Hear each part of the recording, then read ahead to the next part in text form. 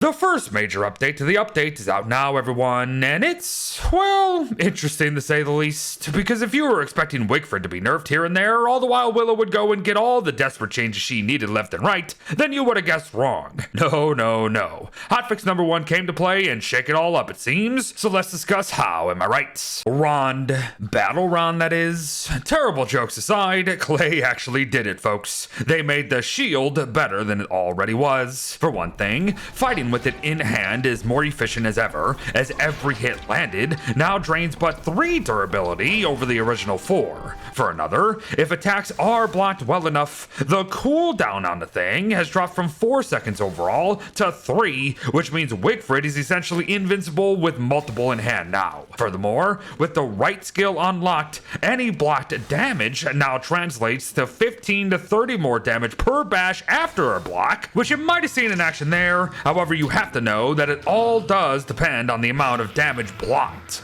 Lesser mobs mean lower damage, of course, but still, these shields are becoming more and more enticing by the day, and that's surprising, as shockingly enough, they are not the only pieces of Wigfrid gear to be heading that way. Lightning spears are now called Elding spears, with the same craft and all that. However, their special attacks have changed dramatically.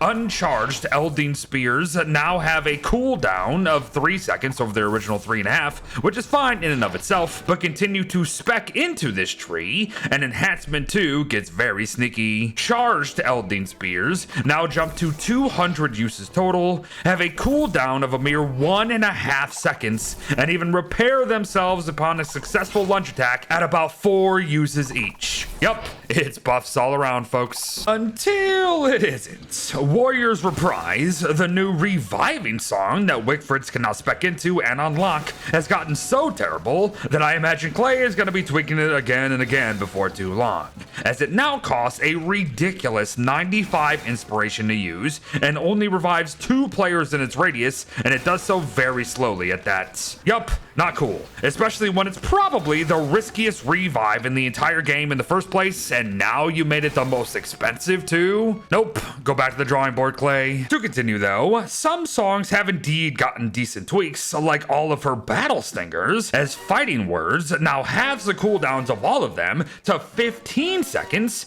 and in the event you are using the revive song with this skill unlocked, it too will drop its own timer, but it's still gonna take 3 whopping minutes until you can use it again.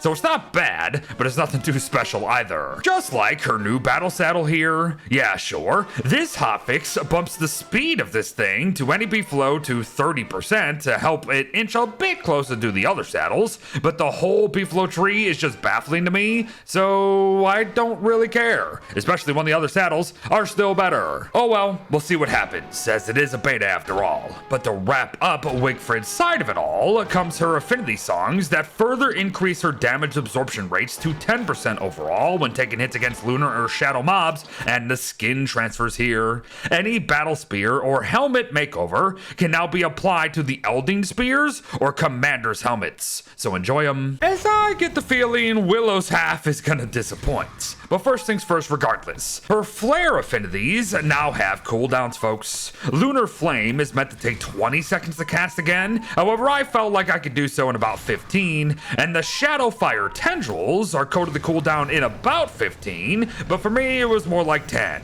Either way, the point still stands. We're giving nerfs to things that don't need them. Also, why let us use the Fire Tendrils, as well as every single other flame spell mined on the back of a beeflow, but not the Lunar Flame? Weird, but I'm happy to report that Combustion now works, so be ready to use one of the best flame skills she has to be really efficient on the fire damage over time, and Ember farming. Oh, and it also now ignites a burning too, so we don't have to risk it with our lighters in combat, so take advantage. But speaking of, her last tweak is that said lighter now absorbs fires / embers from further away, and while that is indeed true, I for one think it's just not quite there yet. Bump it a wee bit more and we're golden. But to truly wrap up this hotfix comes the changes to our newest face, the Frostjaw. They speak now, their arena arena should work as intended throughout the entire bout, so be aware of the cracking and shrinking ice. Their own ice attack can be shattered in one hit with more powerful pickaxes,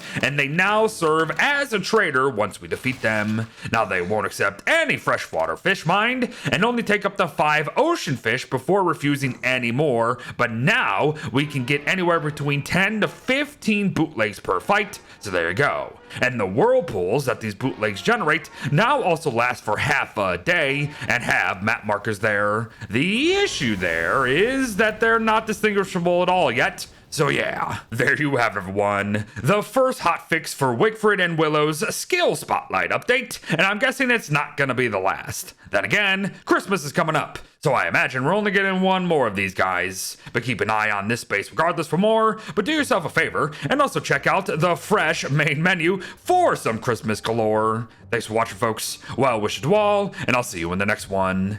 Bye-bye.